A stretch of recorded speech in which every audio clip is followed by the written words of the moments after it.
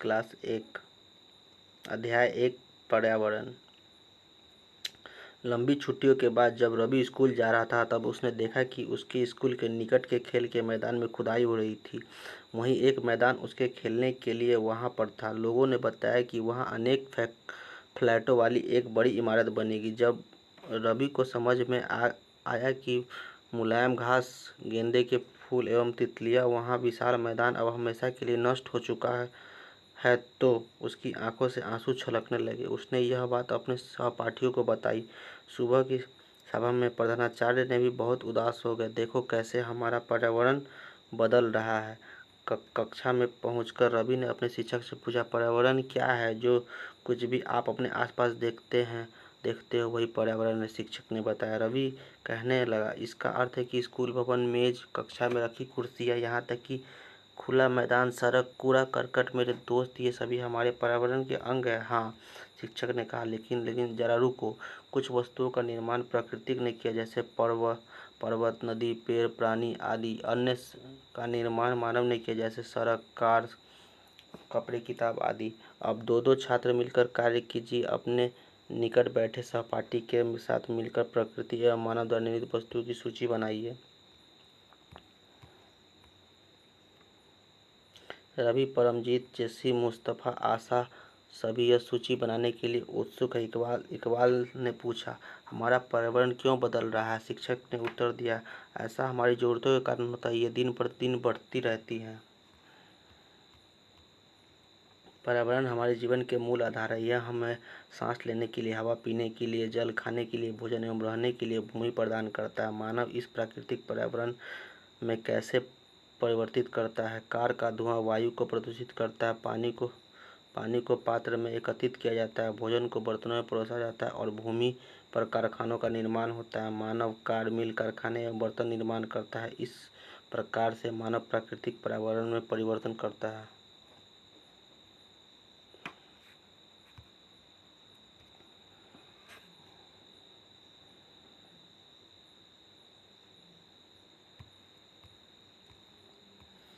पर्यावरण के घटक: समुदाय, मानव, व्यक्ति, परिवार, समुदाय, आर्थिक, राजनीतिक स्थिति, शैक्षिक, धार्मिक। और पर्यावरण के घटक हो गए जो प्राकृतिक घटक हो जाएंगे, वायुमंडल, जलमंडल, स्थल मंडल, सजीव मंडल। और मानव निर्मित हो जाएंगे, इमारत, पार्क, पुल, सड़क, स्मारक, उद्योग, ये सब मानव निर्मित हो जाएंगे। इसलिए हम प्राकृतिक वातावरण में परिवर्तन करते हैं और कभी कभी उसे नष्ट भी कर देते हैं। जीवीय क्या होता है? सजीव प्राणियों का संसार जैसे पादप एवं जंतु। अजीवीय, निर्जीव पदार्थों का संसार जैसे स्थल। ऊपर के वार्तालाप से आप समझ गए होंगे कि किसी भी जीवित प्राणी के चारों ओर पाए जाने वाले लोग, स्थान, वस्तुएं एवं प्रकृति को पर्यावरण कहते हैं। यह प्राकृतिक एवं मानव निर्मित घटनाओं का मिश्रण है। प्राकृतिक पर्यावरण में पृथ्वी पर पाई जाने वाली जीवीय एवं अजीवीय दोनों परिस्थितियां सम्मिलित हैं। जबकि मानवीय पर्यावरण में मानव की परस्पर क्रिया, उसकी गतिविधि एवं उसके द्वारा बनाई गई रचनाएं सम्मिलित है। प्राकृतिक पर्यावरण भूमि, जल, वायु, पेड़ एवं जीव जंतु मिलकर प्राकृतिक पर्यावरण बनाते हैं। स्थल मंडल, जल मंडल, वायुमंडल एवं जैव मंडल से आप पहले ही परिचित होंगे। आइए अब हम इसके संबंध में कुछ और तथ्यों की जानकारी प्राप्त करते हैं। पृथ्वी की ठोस प्रॉपर्टी या कठोर ऊपर की परत को स्थल मंडल कहा जाता है। यह चट्टानों एवं खनिजों से बना होता है। यह मिट्टी की पतली परत से ढका होता है। यह पठार, मैदान, घाटी आदि जैसे विभिन्न स्थलाकृतियों का विषम धरातल है। यह स्थलाकृति महाद्वीपों के अलावा महासागर की सतह पर भी पाई जाती है। स्थल मंडल वह क्षेत्र है हमें वन, कृषि एवं मानव बस्तियों के लिए भूमि, पशुओं को चराने के लिए घास स्थल प्रदान करता है। यह खनिज संपदा का भी एक स्रोत है। पर्यावरण के क्षेत्र: स्थल मंडल, जल मंडल, जैव मंडल, वायुमंडल। पर्यावरण यानी एनवायरनमेंट शब्द की उत्पत्ति फ्रेंच शब्द एनवायरोनेर या एनवायरोनेर से हुई है, जिसका अर्थ है पड़ोस। आओ कुछ करके सीखिए। अपने आसपास के स्थल को देखिए और उस आपके पड़ोस से भूमि का उपयोग किस किस प्रकार हो रहा है उसकी सूची बनाइए। आओ करके कुछ सीखें। अपने घर का, स्कूल से आप जो पानी उपयोग कर रहे हैं वह कहाँ से आता है? हमारे दैनिक जीवन में पानी के विभिन्न उपयोगों की सूची बनाइए। क्या आपने किसी पानी को व्यर्थ करते देखा है। कैसे? स्कूल जाते समय आसमान को देखें, ध्यान दें कि दिन कैसा है, वर्षा हो रही है, आसमान में बादल है, तेज धूप है या कोहरा इत्यादि है। जल के क्षेत्र को जलमंडल कहते हैं। जल के विभिन्न स्रोतों जैसे नदी, झील, महासागर आदि जैसे विभिन्न जलाशयों से मिलकर बनता है। यह सभी प्राणियों के लिए आवश्यक है। पृथ्वी के चारों ओर फैली वायु की पतली परत को वायुमंडल कहते हैं। पृथ्वी का गुरुत्वाकर्षण बल अपने चारों ओर के वायुमंडल को थामे रखता है। यह सूर्य की झुलसाने वाली गर्मी व हानिकारक किरणों से हमारी रक्षा करता है। इसमें कई प्रकार के गैस, धूल कण, जलवाष्प उपस्थित होते हैं। वायुमंडल में परिवर्तन होने से मौसम एवं जलवायु में परिवर्तन होता है। पादप एवं जीव जंतु मिलकर जैव मंडल या सजीव संसार का निर्माण करते हैं। यह पृथ्वी का वह संकीर्ण क्षेत्र है जहाँ स्थल, जल, वायु मिलकर जीवन को संभव बनाते हैं। शब्दावली: परितंत्र: वह तंत्र जिसमें समस्त जीवधारी आपस में एक दूसरे के साथ पर्यावरण के उन भौतिक रासायनिक कारकों के साथ परस्पर क्रिया करते हैं जिससे वे निवास करते हैं। ये सब ऊर्जा और पदार्थ के स्थानांतरण द्वारा संबंधित है। आओ करके इस कहानी में बच्चों की तरह आप भी अपने पर्यावरणीय स्थान का नाम या फोटो चिपकाएं।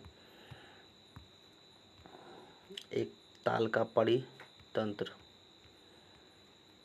परितंत्र क्या है? रवि की कक्षा में एक एनसीसी कैंप ने जेसी ने आश्चर्य से कहा, कितनी मूसलाधार बारिश हो रही है, इससे मुझे अपना केरल याद आ गया। तुम सबको आकर देखना चाहिए कि कैसे हरे भरे खेतों एवं नारियलों के बागानों में लगातार बारिश होती है।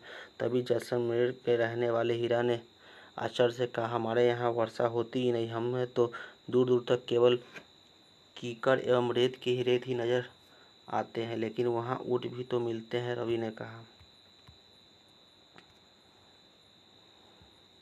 हीरा ने कहा, ऊँट तो मिलेंगे ही, जब जब तुम रेगिस्तान में जाओगे तो तुम्हें वो सांप, छिपकली एवं अनेक कीट भी देखने को मिलेंगे। रवि हैरत में पड़ गया। विभिन्न स्थानों पर पाए जाने वाले जीव जंतु, वनस्पति एवं लोगों के रहन सहन तरीके इतने भिन्न क्यों हैं? क्या सभी का एक दूसरे के साथ संबंध है? बिल्कुल, बहुत संबंध है, शिक्षक ने कहा। सभी पेड़ पौधे, जीव जंतु एवं मानव अपने आसपास के पर्यावरण पर आश्रित होते हैं, प्रायः एक दूसरे पर भी आश्रित होते हैं।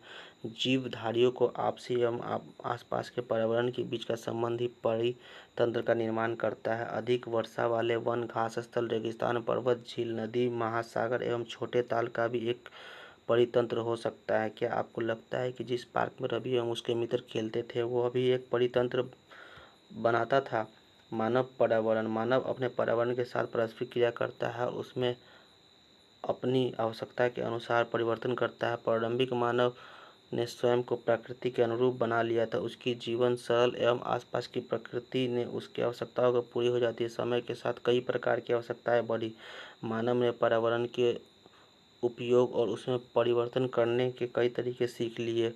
उसने फसल उगाना, पशुपालन एवं अस्थायी जीवन जीना सीख लिया। पहिए का आविष्कार हुआ, आवश्यकता से अधिक अन्न उपजाया गया तथा वस्तु विनिमय प्रणाली का विकास हुआ।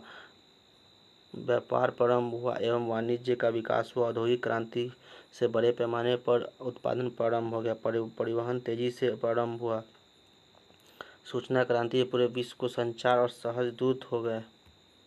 क्या आप जानते हैं कि आप गर्मी में रसीला तरबूज एवं सर्दी में भुनी हुई मूंगफली खाना क्यों पसंद करते हैं? प्राकृतिक एवं मानवीय पर्यावरण के बीच सही संतुलन होना आवश्यक है। मानव को पर्यावरण के साथ समरसता से रहने एवं उसके उपयोग सीखने चाहिए। रवि की कक्षा में मिजोरम की एक लड़की नूरी है। वो अक्सर अपने स्थान की हरियाली की बात करती है। खेल का मैदान नष्ट होने के कारण रवि की उदासी देखकर नूरी ने उसके आने वाली छुट्टियों के अपने घर मिजोरम आने को कहा। रवि के शिक्षक ने सही बच्चों को कहा कि छुट्टियों में वे जिन स्थानों पर जाएंगे वहां भूदृश्य, घरों एवं लोगों की क्रियाकलापों का चित्र बनाकर लाएंगे।